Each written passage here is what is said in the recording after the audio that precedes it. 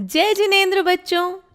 अरे देखो तो, सबके सब छोटी छोटी सी थैली और हाथों में लाठी लेकर ये कौन से माउंटेन से आ रहे हैं। चेहरे पर थकान है, नंगे पाँव हैं, फिर भी इतने खुश हैं। चक्कर क्या है? अरे ये तो इतना बड़ा पहाड़ है। क्या आप भी कभी ऐसे माउंटेन की ट्रैकिंग पे गए हो जिसको कंप्लीट करने पर आपको बहुत ही अमेजिंग लगा हो? आप जानना चाहोगे इस स्पेशल माउंटेन के बारे में? तो आज हम आपको लेकर चलते हैं भारत की एक ऐसी अद्भुत जगह पर जहां से 20 तीर्थंकर भगवान और उनके साथ साथ करोड़ों करोड़ों मुनि महाराज भी मोक्ष गए हैं। हाँ, आपने बिल्कुल सही पहचाना। हम बात कर रहे हैं सम्मेद शिखर जी की। जिस किसी को भी सच्चा सुख चाहिए वो यहाँ की वंदना को आता है। ऐसा इसलिए है क्योंकि इस क्षेत्र से करोड़ों करोड़ों मुनिराजों ने अपनी सोल को प्योर किया है और मोक्ष पाया है। यहाँ आने वाले श्रद्धालुओं को एक विशेष, एक स्पेशल अनुभूति, एक स्पेशल फीलिंग होती है। उनके भाव बहुत अच्छे हो जाते हैं, मन एकदम शांत हो जाता है। यहाँ आकर तो हमें इतना अच्छा इंस्पायरिंग लगता है कि मानो भाव ही हो जाते हैं इस संसार से मुक्त होने के और इस जन्म मरण के चक्कर से फ्री होने के। यह पूरा शिखर जी का पहाड़ एक विशाल मंदिर जैसा ही है। इसीलिए तो इसकी यात्रा शुद्ध, प्योर कपड़ों में और बिना जूते चप्पल पहनकर ही करनी चाहिए। यात्री जो विजिटर्स होते हैं ना, वो सुबह अर्ली मॉर्निंग उठकर पहाड़ पर चलना शुरू करते हैं। आपको पता है, पहाड़ के ऊपर जाने का रास्ता 9 किलोमीटर्स का है। 9 किलोमीटर रास्ते में बहुत सुंदर सुंदर पेड़ और पानी के झरने भी आते हैं। सबसे पहले आता है गंधर्व नाला और फिर शीतल नाला, which is a water stream. उसकी आवाज़ तो मानो हर यात्री को आगे दर्शन करने के लिए प्रेरित करती है, उत्साहित करती है। इसके आगे चलकर आता है चोपड़ा कुंड और वहाँ तो एक बहुत सुंदर मंदिर बना हुआ है जिसके दर्शन करके यात्री आगे बढ़ जाते हैं। और 9 किलोमीटर की चढ़ाई पूरी करके पहली टोक आती है श्री गौतम गणधर स्वामी जी की। ये वो जगह है जहाँ से भगवान के पहले गंधर श्री गौतम स्वामी ने अपनी बॉडी को, अपने शरीर को छोड़कर सिद्ध पद को प्राप्त किया था। यहाँ के दर्शन करके मन गदगद, बहुत हैप्पी हो जाता है। यहाँ से बहुत सारे शिखर और टोंक दिखाई देने लग जाते हैं।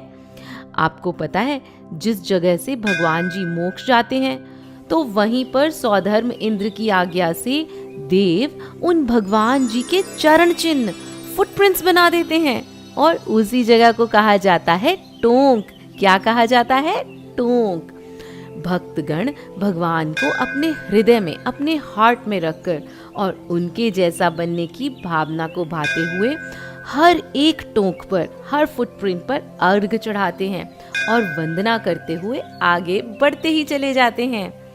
धीरे धीरे सूरज आसमान में ऊपर चढ़ने लगता है और गर्मी भी बढ़ने लगती है, लेकिन उस गर्मी का भक्तों पर कोई इफेक्ट नहीं होता क्योंकि उनका मन तो भक्ति से पहले ही शीतल हो चुका होता है।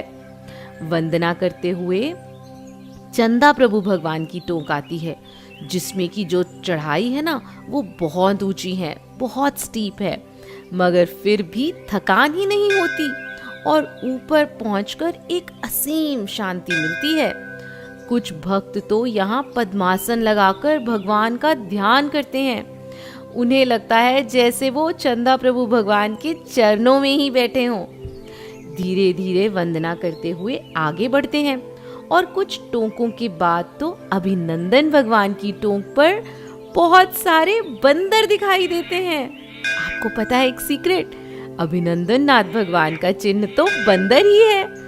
उसके बाद अन्य टोंकों के दर्शन करते हुए सबसे लास्ट में पार्श्वनाथ भगवान जी की टोंक आती है। यहाँ तक की यात्रा टोटल 18 किलोमीटर्स की हो जाती है। कितने भक्त तो यहाँ बैठकर ध्यान करते हैं और चिंतन करते हैं, एनालिसिस करते हैं कि कैसे पार्श्वनाथ भगवान ने कमठ का घोर उपसर्ग सहा होगा, अपने अंदर के राग द्वेष बैड कर्मों को जीता होगा और भेद विज्ञान के द्वारा मतलब आत्मा और बॉडी को अलग जानकर कठिन तपस्या कर कर केवल ज्ञान प्राप्त किया होगा। और फिर कैसे उन्होंने अपने सारे कर्मों का नाश करके इसी पवित्र जगह से मोक्ष प्राप्त किया होगा। पूरे पहाड़ पर आप कहीं भी ध्यान करें, आपको ऐसा आनंद आएगा, ऐसा आनंद आएगा जैसा कहीं और आ ही नहीं सकता। इसके बाद 9 किलोमीटर लंबा पहाड़ से नीचे उतरने का रास्ता शुरू होता है। सभी बड़े छोटे यात्री उतरते हुए भी यहाँ मिले एक्सट्रीम आनंद के बारे में ही चर्चा करते जाते हैं। कुछ को अपनी यात्रा सकुशल पूरी होने का सुख है, कुछ को अपनी भागती दौड़ती जिंदगी से परफेक्ट ब्रेक मिलने का सुख है और किसी को अपनी आत्मशुद्धि का रीजन मिलने का सुख है। इसी तरह से भगवान की भक्ति करते करते, भजन गाते गाते, स्तुतियाँ गाते गाते टोटल 27 किलोमीटर्स की पैदल यात्रा पूरी होती है। ऐसे ही कुछ भक्त पूरे पहाड़ की परिक्रमा भी करते हैं जो कि अबाउट 54 किलोमीटर्स की होती है। इससे रिलेटेड हम आपको एक बहुत इंटरेस्टिंग कहानी बताते हैं गणेश प्रसाद जी वर्नी जी की।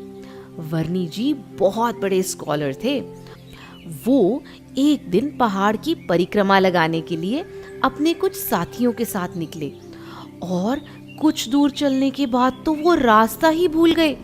पहले यहाँ बहुत बड़ा जंगल हुआ करता था। हाँ, तो वर्नी जी सोचने लगे कि ये हम कहाँ फंस गए। चारों ओर घना जंगल, जंगली जानवरों का बसेरा और ऊपर से इतनी गर्मी। बहुत ट्राई करने के बाद भी कुछ समझ ही नहीं आ रहा था कि क्या करें, कहाँ जाएं। सब तरफ घूम लिए लेकिन कहीं रास्ता ही दिखाई नहीं दे रहा था। भीषण गर्मी, सनस्ट्रोक के कारण प्यास की वेदना इतनी बढ़ गई थी कि ऐसा लग रहा था that I am going to die, मेरी मृत्यु तो निश्चित है। वर्णी जी ने जैसे तैसे हिम्मत की और पार्श्वनाथ भगवान का नाम जपने लगे।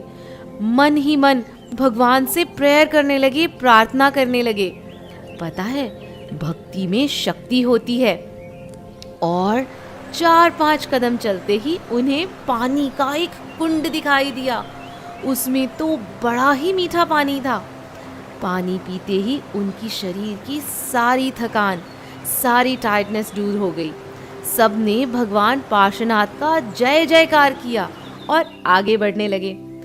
थोड़ी दूर जाने पर उनके एक फ्रेंड ने कहा कि अरे, आगे घना जंगल है, पता नहीं पानी मिले या नहीं, हमें उसी कुंड से पानी भर लेना चाहिए।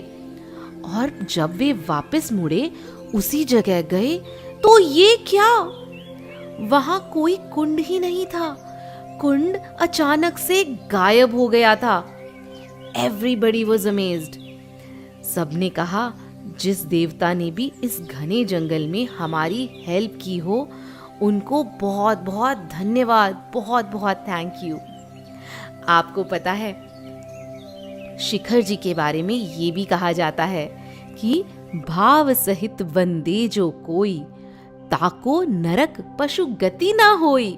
मतलब कि जो भी सम्मेद शिखर जी की बहुत अच्छे भावों से, बहुत अच्छे थॉट्स रखकर दर्शन करता है, वंदना करता है, वो कभी भी नरक में या तिर्यंच गति में जन्म नहीं लेगा।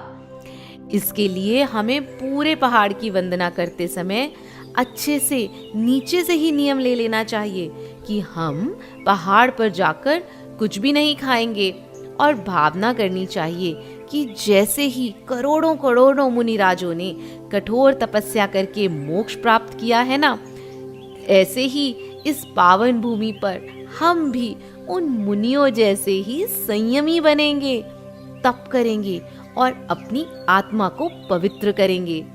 तो जाएंगे ना आप भी ऐसे सिद्ध क्षेत्र के दर्शन करने और करेंगे ना ऐसे ही पवित्र भावों से वंदना। जय जिनेंद्र।